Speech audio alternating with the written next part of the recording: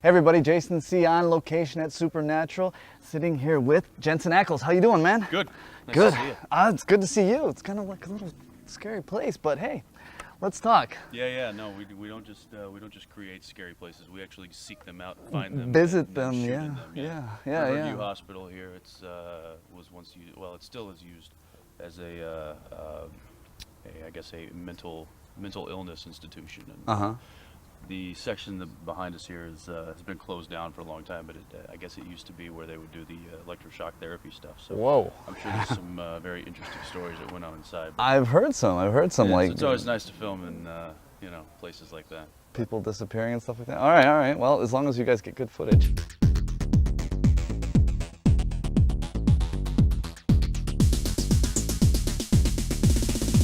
Let's get into Season 4, Dean in hell, and he digs himself out. Yeah, he manages to find himself a way out of the pine box, out of hell, out of the deep. So, which is a good thing because otherwise I'd probably be back in LA looking for a job. But it's the reasoning and it's kind of how he got pulled out that kind of launches us into Season 4, and really kind of takes it doesn't really turn onto a new road, but it's definitely a twist to kind of the overall story arc of the show, right. Which I think is a good thing because it's always kind of been building about the mythology behind Sam Winchester and how he's connected to certain aspects of that other world, and right. Now it somehow finds a way to tie Dean into it all, which is nice because it kind of gives the character a different validity as far as the show goes, as far as the story goes. Right. So with that in mind, and also introducing some new characters, it's I mean, for what it's worth, I think that this could be the best season so far. All right, I'm excited. Yeah. Yeah, it gives him sort of a little bit of the evilness that we think that Sam might have, yet we don't know, and now Dean's been in a dark place. So. He's been kind of fighting his inner demons, so to speak, for the last several seasons, and it's the season kind of is a lot of those stories that have been building over the past couple of years all of the buildup is starting to come to a head in this season. Yeah. So it's all going to start to surface. We're going to start seeing reasons behind unexplained situations, and a lot of questions get answered, which I'm a fan of because that's one of the reasons I love Eric Kripke's writing so much, is because he doesn't just drag you out and drag questions out for right. Over seasons and seasons. He answers them along the way. He likes to give the audience a payoff, and I think that this season is going to be probably one of the biggest payoff seasons we've had, if not the biggest. Yeah. Dean's character cracks me up, and I want to know, what's the first thing he does after he digs himself out of that grave? Well, he tries to acclimate himself and orient himself because he's not quite sure what happened, where he is, what he's doing. But so I'm thinking, like, where's my car? Yeah, well, he finds a gas station, starts getting some necessities. One of them, obviously, being a porno magazine. So he's definitely back to his old antics. Right away, right out of the grave. Right out of the gate. Yeah. All right. So did Sam mess with the Impala while Dean was gone? You know what? He did. He did a little bit. It doesn't look like it here, and he hasn't done anything, necessary aesthetically to it. But he made a few kind of technological upgrades that Dean was a little miffed about. So, but you'll see all that. Yeah. Nothing that can't be fixed. All right. That's good.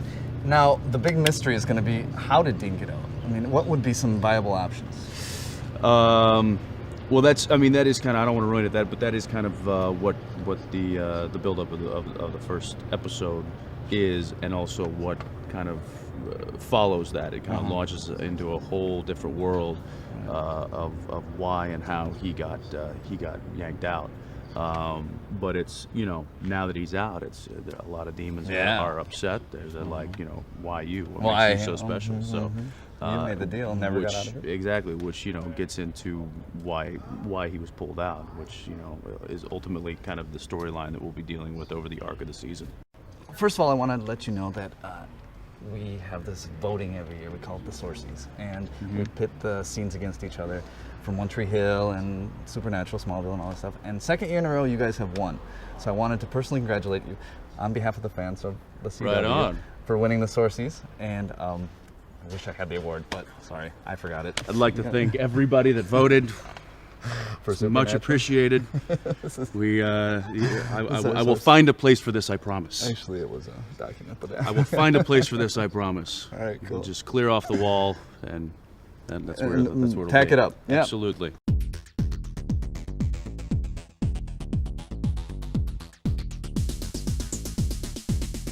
All right, so talk to me about a couple conflicts between Sam and Dean. I mean, they both got some tinges of evil. So obviously, this is there's been a bit of a break between you know, when Dean died and when Dean went to hell, and now that he's back, I think it's about a 5-month break, I think is what the story says. Okay. So the question is now kind of what was Sam doing during those 5 months without Dean? Also, what was Dean doing in hell during those 5 months? Because apparently in hell, 5 months is like, you know, it's like doggy years. So it's you know, 5 months feels like, you know, 5 centuries. Yeah, like forever. Okay. So I think as we get deeper into the season, some of those questions get answered as far as, you know, what Sam was up to and what Dean was doing down in hell, and they're definitely keeping a little bit more secrets from each other than in the past. A little bit more close to the vest. Sam's a little bit more, you know, kind of hesitant to let Dean in on what he's been doing, and Dean obviously doesn't want to tell Sam anything. So I think that will definitely build up a little tension, a little. You know, awkwardness between the brothers, but absolutely, but they still, you know, they still work well together, and they still do all the old shenanigans, I guess. I like the fever that you get in this season 6 or the episode 6. Yeah, that's what we're filming right now. Paranoid. Yeah, I get a case of ghost, or it's called yellow fever, I guess. And a ghost disease of some sort that makes Dean completely frightened of any and everything, including cats and little dogs and airplanes. Yeah. See, right now, if I was in character, I'd be jumping. You guys have offed a lot of demons through the seasons. Which one would you like to see come back? Which one really appealed to you? Which one really appealed to me? Well, we do get some ones come back. Some of the old guest stars do make some appearances in season 4, which is nice because we've had some amazing talent come on the show.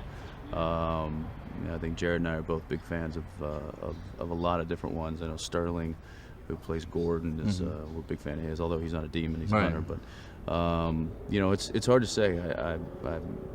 There's so many kind of adversaries, and then there's so many kind of enemies that it's I don't know. All right. Okay. Yeah. Good. So you want to get in the Impala and take a spin? Let's go. All right. Let's get off. Well, thank you very much for talking to me. Absolutely. And we're gonna go spin. So yeah, I'll see you later. We're gonna Jason, get some McDonald's on the set of Supernatural. Bye bye.